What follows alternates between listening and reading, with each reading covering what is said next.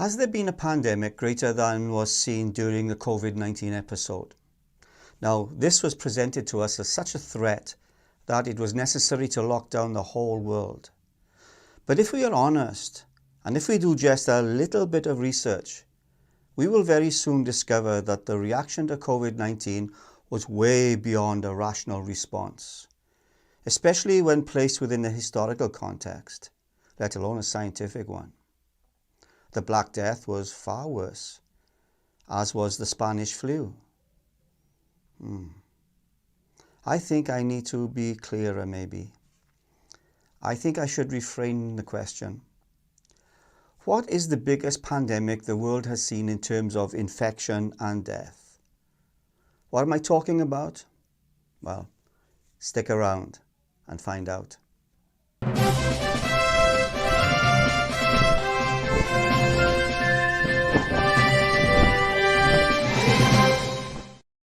Hey fellow Grumpies, welcome to the Grumpy Grandpa channel, where we unpack serious questions about life, liberty and the pursuit of happiness. I'm your host, the Grumpy Grandpa. Now, coming back to my question about the most lethal of all contagions. Consider this quote from Swiss psychiatrist Carl Jung. He says, "All of one's neighbors are in the grip of some uncontrolled and uncontrollable fear. In lunatic asylums, it is a well-known fact that patients are far more dangerous when suffering from fear than when moved by rage or hatred." End quote. Now that's very interesting. So, according to psychologist Carl Jung, our incapacity to control the powers of our own psyche pose the biggest threat to civilization, not the forces of nature or any physical diseases. In his work, The Symbolic Life, he continues, "Indeed, it is becoming ever more obvious that it is not famine, not earthquakes, not microbes, not cancer, but man himself who is man's greatest danger to man, for the simple reason that there is no adequate protection against psychic epidemics, which are infinitely more devastating than the worst of natural catastrophes." End quote. Now that's disturbing. Has he seen something the rest of us have missed, maybe? I don't think so. I think he is just confirming what many of us already suspect, especially during the past few years of COVID madness, and still taking place in China, by the way. I think we are experiencing today a mass derangement across multiple platforms, especially online, where communication across the world is as easy as farting. Okay, thanks Grandma for the special effects. Where was I? Oh yes, irrational behavior and thinking. Now this seems to be the norm right now, where a herd-like mentality is spreading just like a contagion, exactly as Jung described it. I like to call them the bewildered herd, from the portrayal by Walter Lippmann. But maybe I should justify this position. We have to be careful when we apply such derogatory terms to others, because we're all susceptible to irrationality. Even I have to watch my thinking from time to time. Well, perhaps a little bit more than that, especially when I see stuff like this. Look, here's the deal. Let me say this simply and clearly. We hold these truths to be self-evident. All men and women created by you know the thing. You know how we talk about it. Are we the people? Folks. We gotta, it's just, but you gotta, I mean, we gotta reassure, look, here, my message to everybody I talk to is play the radio, make sure the television, make sure you have the record player on at night, the phone, make sure the kids hear words. I got hairy legs that turn blonde in the sun. And the kids used to come up and reach in the pool and rub my leg down so it was straight, and then watch the hair come back up again. They'd look at it. So I learned about roaches. I learned about kids jumping on my lap. And I've loved kids jumping on my lap. Poor kids are just as bright and just as talented as white kids. You know, there's during World War II, where Roosevelt came up with a thing that was totally different than he called it the World War II. He had the War Production Board, where we open up. Hello, darkness, my old friend.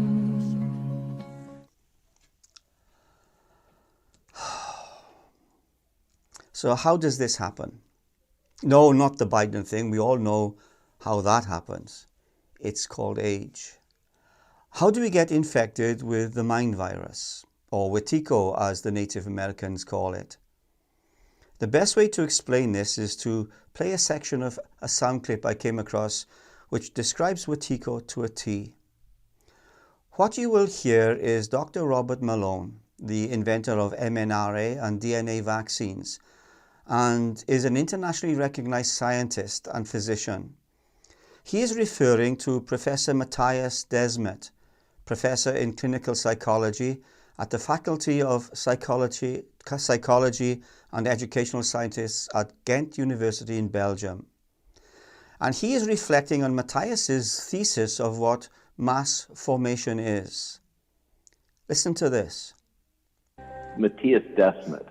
He's a psychologist. He's also a statistician. He's at the University of Ghent. So this is Belgium. He's a European, but he speaks fluent English.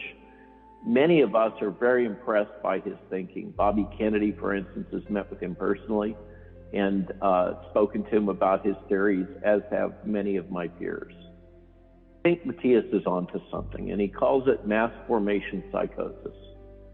So when he says mass formation, you can think of this equivalent to crowd. So it's crowd psychosis. That's what we're really talking about. There's easy ways to fix groupthink by just bringing in dissenting voices and making sure you give them platforms. With mass formation psychosis, this is like hypnosis. It really is hypnosis. This is what happened to the German people. If you live in Europe, or you have a relative who's a Holocaust survivor, or also if you've lived behind the Soviet Union curtain, Eastern Europe, etc.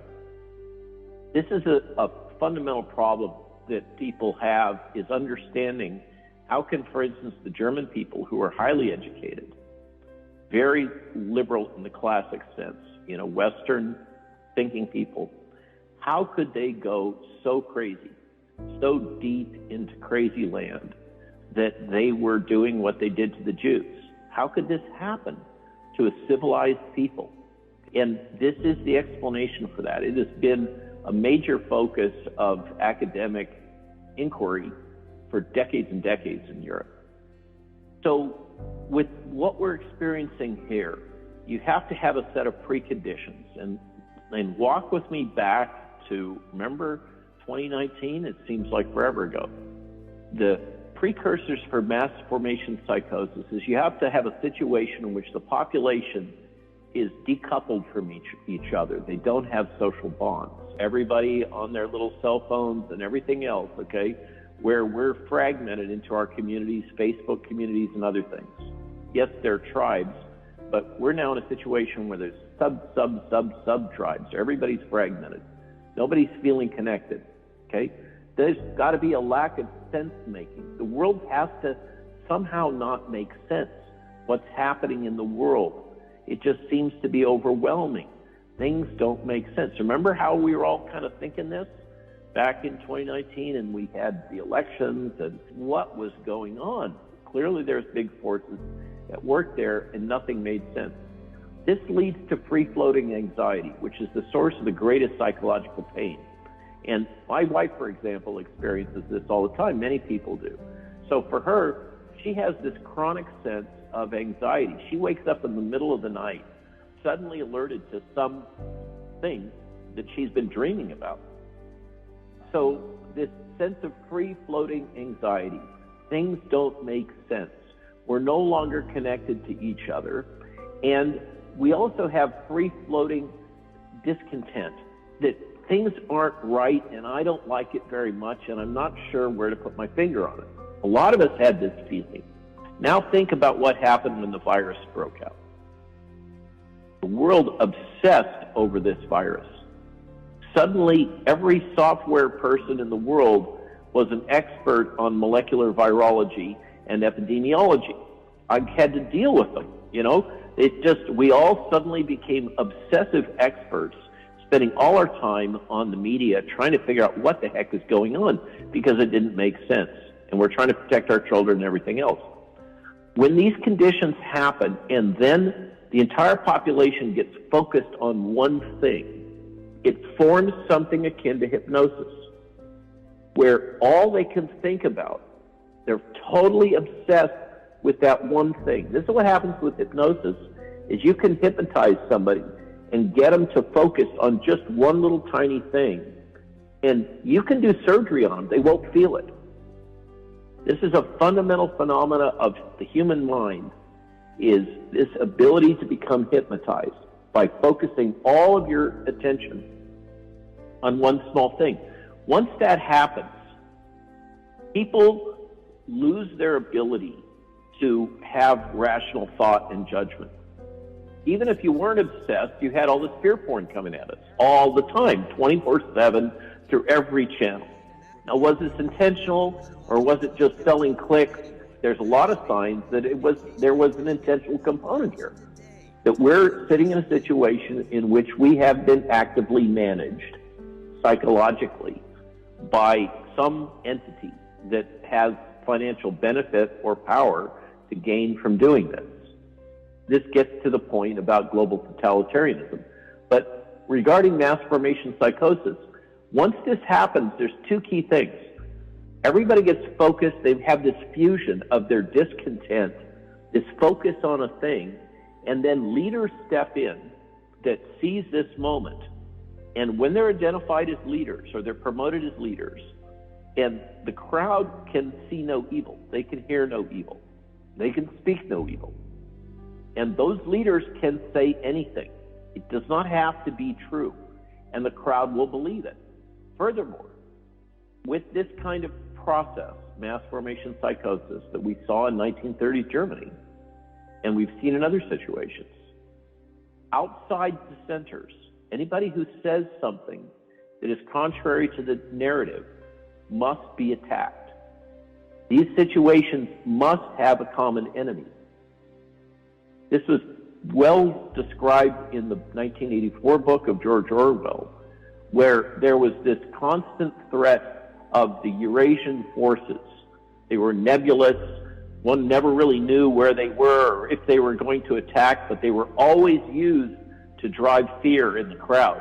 So this crowd now that's formed has central leaders that are lying to them all the time, like Tony Fauci. And as you see, there's a narrow world in which those people that have been hypnotized in this way, you can tell them until you're blue in the face what the data are, what the facts are. You can show them video clips of Tony Fauci lying. It doesn't matter.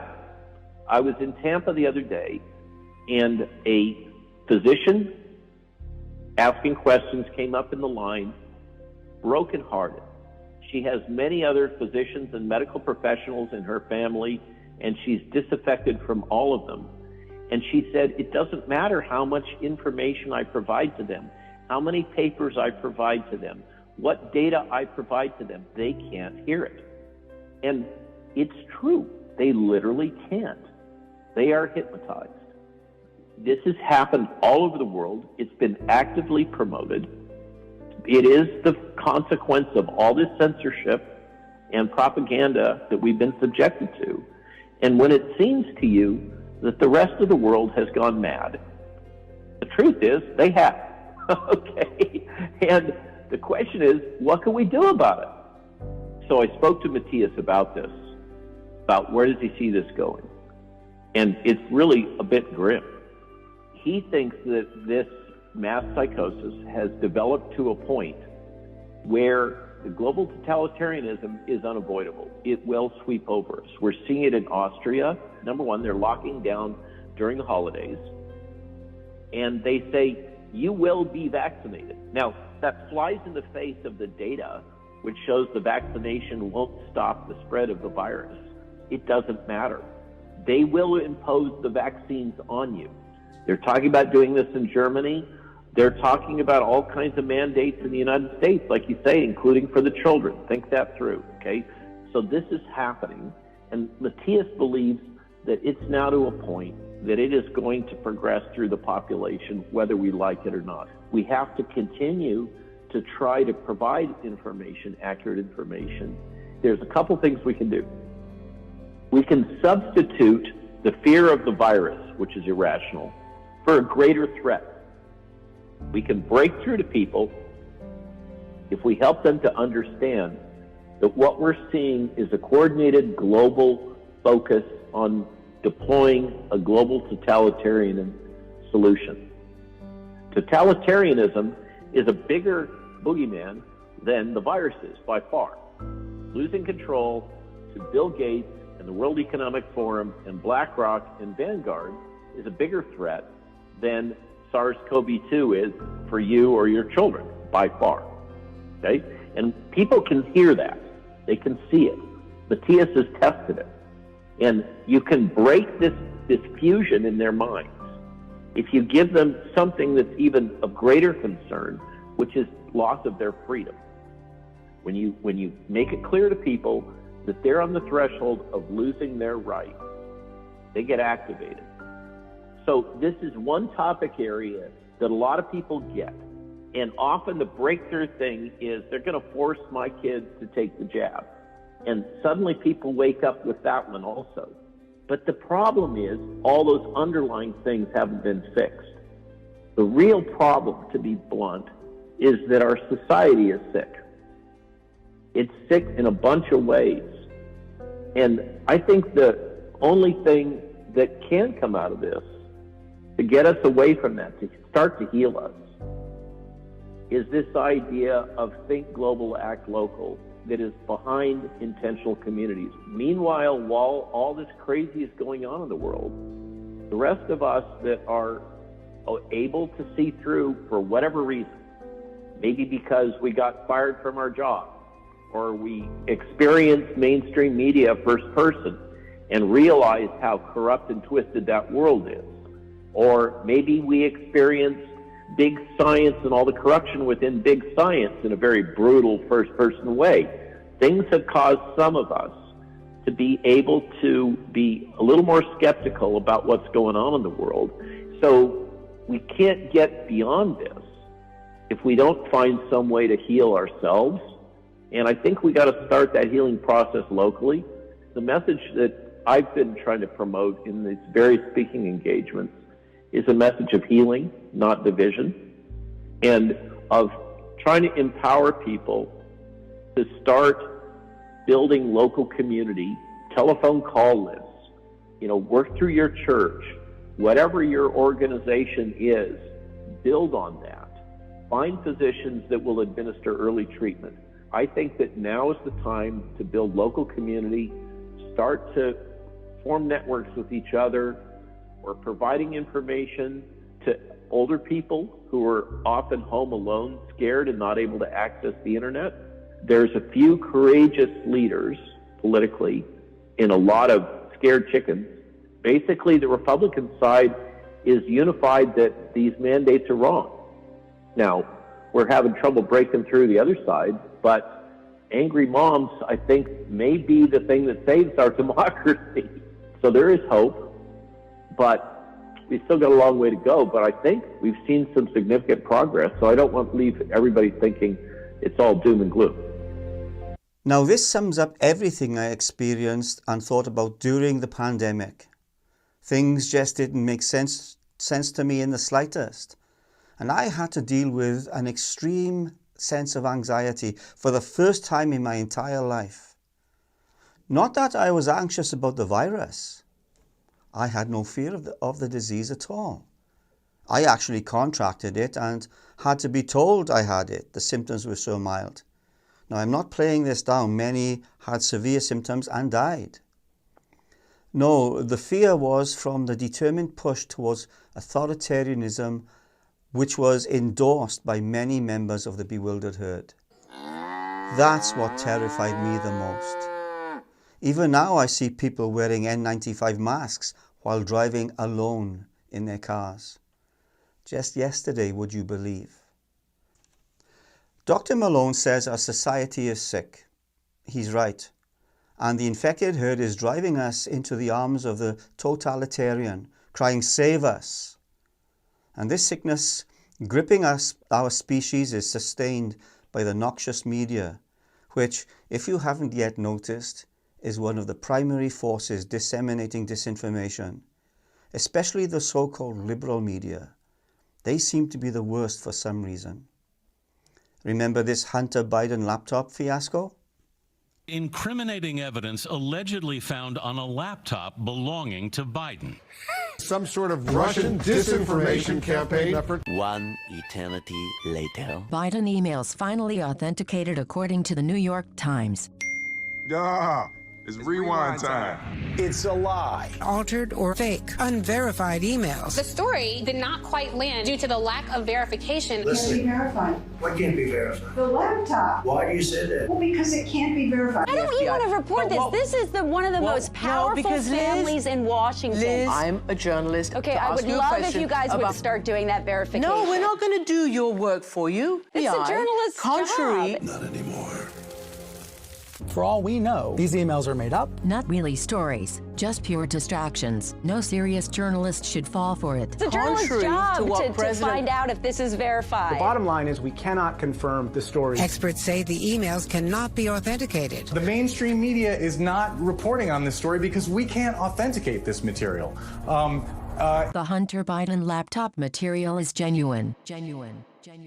This is a classic example of the right-wing media machine. It just lacks credibility. The fact that it appeared in the New York Post, the only place low enough to put this orphan bastard story in print. Obvious disinformation. It is so obviously a Russian operation. So obviously disinformation. So obviously a Russian plot. Tell me why it's so obviously a Russian plot to you. This is just classic textbook Soviet-Russian tradecraft at work. Right, exactly. And this is classic, very classic Russian disinformation tactic. Your classic disinformation campaign. We shouldn't look at it as anything other than a Russian disinformation operation. Known Kremlin disinformation. Russians would be my #1 guess. Obviously, Russia. Russian disinformation operation. Russian disinformation. Pushing Russian disinformation. It does bear the hallmarks of Russian disinformation. Hunter Biden's story is Russian disinfo. Hunter Biden's laptop looks like it's tied to Vladimir Putin in Moscow. Do you wonder now why I hate them so much? The mainstream media is being used to create the most dangerous psychic epidemic. The fear they stoked during COVID-19 is an example of just what Jung was talking about when he referred to fear being the greatest threat to mankind. You see, mass psychosis is an epidemic of lunacy that happens when a significant percentage of society loses its sense of reality and starts to believe things that aren't true. And this isn't a myth or conspiracy theory either. The 16th and 17th century witch hunts in Europe and America and the 20th century advent of totalitarianism are two instances of mass psychosis. Thousands of people, mostly women, were executed during the witch hunts, largely because they were made the scapegoats of insane cultures rather than for any crimes they had committed. The effects of mass psychosis are catastrophic. In his extensive research on the subject, Jung concluded that members of the affected society become morally and spiritually inferior. They sink unconsciously to an inferior intellectual level and become more irrational, irresponsible, emotional, unstable, and therefore untrustworthy. End quote. But what causes widespread psychosis? And what triggers a civilization to be vulnerable to this terrible mental disease? Well, we must firstly clarify what is meant by psychosis and what causes someone to become insane. With this knowledge, we can then investigate how this process operates on a large scale. So what causes widespread irrationality? The mainstream media would be my first port of call these days. Any of you who have seen my previous episodes will know I am not a fan. You see, detachment from reality or the loss of an appropriate link to reality are two characteristics of psychosis. Mainstream media and their so-called coverage of news fill that role exactly. Delusions, which are erroneous ideas accepted as true in the face of evidence to the contrary, now take the place of thoughts and beliefs previously rooted in reality. Joost Meerloo, Dutch-American doctor of medicine and psychoanalyst, describes it as the loss of independent, verifiable reality with a consequent relapse into a more primitive stage of awareness. End quote. Many different types of delusion exists. Some psychotics experience paranoid fantasies in which they feel continually watched, traced, and scrutinized. Others, such as catatonic schizophrenia sufferers, develop delusions that they can change the universe's status just by moving their bodies, leaving them to remain confined in statue-like positions. These delusions are believed to be real by the psychotic, and hence affect how they interact with the outside world and other people. Or as Jung puts it, if a man imagined that I was his archenemy and killed me, I should be dead on account of mere imagination. Imaginary conditions do exist, and they may be just as real and just as harmful or dangerous as physical conditions. I even believe that psychic disturbances are far more dangerous than epidemics or earthquakes. Now, this quote is from Psychology and Religion. Does any of this remind you of a recent event? How the unvaccinated were singled out, demonized and criminalized, usually by the mainstream media, who are the real criminals, by the way. This was in face of real scientific evidence that the vaccinated spread the virus just as easily as the unvaccinated. And why would the vaccinated worry about the unvaccinated spreading the disease if the vaccines work? The high priest of Pfizer, Joe Biden, told us we won't get COVID if we're vaccinated. You're okay. You're not going to get COVID if you have these vaccinations. However, he had vaccines coming out of his ass and still got COVID at least twice after. This is the classic example of what we are talking about. All this was the result of fear, largely generated by the outrageous mainstream media. A psychotic break is the worst case scenario of a negative reaction, usually extreme anxiety. And contrary to popular belief, instead of escalating into a state of greater disorder, a psychotic break is more of a restructuring of one's perceptions of the world that blends delusions and reality together to allay painful feelings. It's obvious how a mass psychosis might take place when it is realized that a torrent of negative emotions, coupled with a frail and insecure sense of self, can cause a plunge into lunacy. You see, a populace must first be made to feel extremely threatened. Whether those dangers are real or made up doesn't matter. And once they are in this state, either a good or negative reaction can take place. A society can react positively if its members are independent, resilient, and internally strong. But if its members are mostly weak, insecure, and helpless, then mass psychosis and delusions are a definite possibility.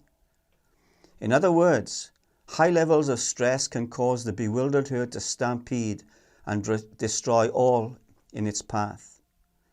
And I believe our modern reliance on social media creates the perfect environment for mass formation to take place. Now, how social media affects us is complex. There are positive aspects, but mostly negative. And this is a topic for another video. So to put all this in a nutshell, according to Dr. Malone, lack of true social connection and common sense, along with significant amounts of latent anxiety and passive aggressiveness, are necessary ingredients for the development of mass formation psychosis. When people are repeatedly exposed to a story that presents a convincing object of anxiety, the unvaxxed, for example, and a method for dealing with it, segregate them. Many people band together to fight the object with a shared sense of purpose. The herd begins to get restless. This enables folk to shift their attention away from their own issues, thereby alleviating their mental suffering, and instead put all their attention and energy onto this new object of anxiety and fear, the unvaxxed. The mass formation continues as the group or the herd grows closer together and more interconnected. Their focus becomes constricted and they are unable to examine other viewpoints. Movement leaders are admired and impervious to wrongdoing. If mass formation is allowed to continue, society will embrace a totalitarian government that is all too willing to commit otherwise unimaginable crimes to retain compliance. Even when the storyline breaks down and it becomes obvious that the strategy has flaws, the herd is mesmerized and unable to break away. This seems to be what we experienced during the COVID-19 pandemic. For those who are in charge of the narrative, the solution is to fabricate ever bigger lies to support the result. And the totalitarians among us know this only too well. I am tempted to end this video with a rallying cry to action to, in a very small way, help prevent another COVID-like mental catastrophe. But, knowing what we now know of mass formation, how likely is it that we will be able to convince the stampeding herd there is a better way? Especially when we are dealing with the criminal mainstream media's constant spewing forth of poisonous rhetoric. Studies suggest that 30% are brainwashed and hypnotized, indoctrinated by the group narrative, and amplified by, you know who. 40% in the middle are persuadable and may follow the narrative if no credible alternative is perceived. 30% fight against the narrative. I guess we can be among the 30%. I'm also hoping that I can somehow, in a very small way, persuade some of the 40% there is a credible alternative. Because I believe we will see all this again until a vaccine for Wetiko, the mind virus, is found. Well, thanks for watching again until the next time when we will gripe once more against the controllers of the narrative. If you have a grumpy member of the family, then tell them about this channel where they will find others of the same crabby disposition. I'm your host, the Grumpy Grandpa.